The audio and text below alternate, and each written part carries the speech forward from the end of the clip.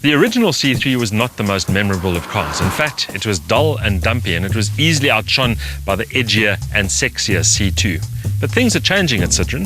The French brand has taken over the local operation, and it's launching a whole range of brand new cars. One of those is this one, the all-new C3. The C3 is the third all-new Citroen model to debut here this year, and it's easily the most important. It replaces both the previous C3 and the C2 and aims to provide a better equipped, more aspirational and more sophisticated product.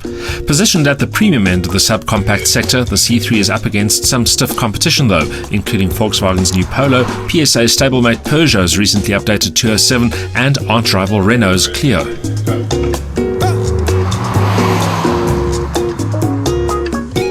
Love it or hate it, but the C3 does have a very distinctive shape.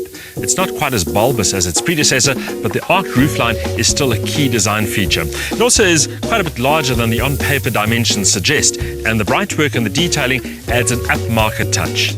In fact, that attention to detail is one of the C3's most compelling attractions. Rather than mass-produced, the car looks carefully sculpted with finely executed curves and contours visible from every angle. The front end is dominated by a large, aggressive front grille and expressive tapered front headlights.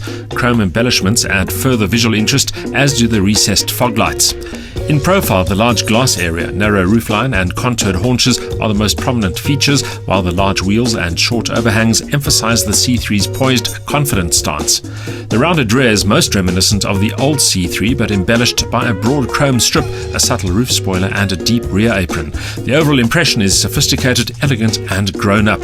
Citroen is particularly proud of what it calls the Zenith windscreen, an expansive piece of glass that reaches high up into the roofline and creates an unusually spacious impression. A sliding roof section provides vital protection from the African sun.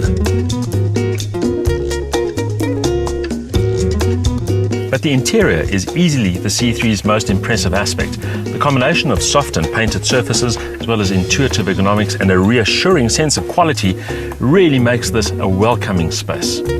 The dashboard's innovative design features a glossy finish that looks both smart and contemporary. It's a welcome departure from the norm, as are the prominently positioned instrument dials, protected by a separate slotted overhang that looks smart but feels a little flimsy. The switchgear is easily identified and works with robust precision, with steering column mounted satellite controls adding both convenience and functionality. This top-spec 1.6 VTI exclusive comes with a full house of features, including climate control, decent sound with a USB socket, Bluetooth connectivity, cruise control, and automatic headlight and windscreen wiper activation. Accommodation is generous up front but limited at the rear, although no more so than other contenders in this category. The boot suffers from a high loading sill, but at 300 litres it's more capacious than expected.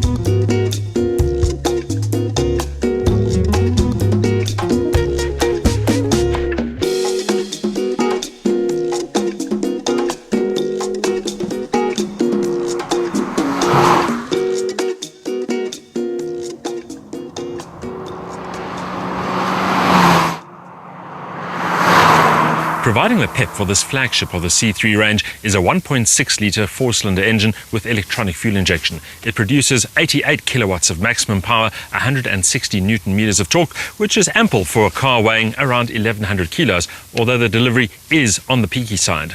The four-cylinder is Euro 5 compliant, and it's also fairly efficient. Citroen quotes a combined cycle fuel consumption figure of 6 litres per 100 kilometres, with CO2 emissions pegged at 136 gram per kilometre. The 5-speed manual gearbox works well enough, with a positive shift that's light years removed from the sloppy action of old generation Citroens. Which is just as well. The engine needs to be exercised to deliver its best, requiring frequent cog swaps.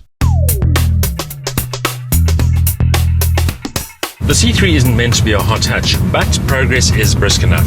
Its 0 to 100 sprint time is under 9 seconds, top speed 185 kilometers an hour, and will complete a 0 to 1000 meter dash in about 30 seconds.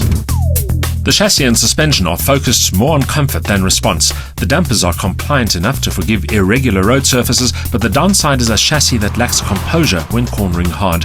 It doesn't help that the electrically assisted steering is too light and lacks vital feedback, but what the C3 lacks in crisp response, it makes up for with smooth refinement.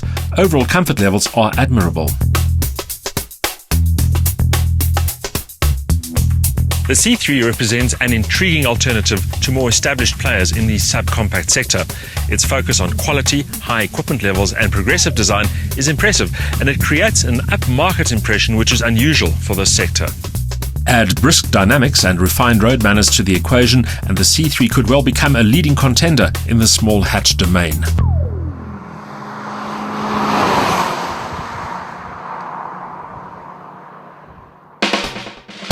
A lively but peaky 1600cc engine provides enough verve as long as you make full use of the crisp 5-speed manual gearbox. It looks and feels the upmarket part too. However, the ride needs to be firmer to control body roll and ensure better overall composure, and the C3 could do with more mid-range sparkle.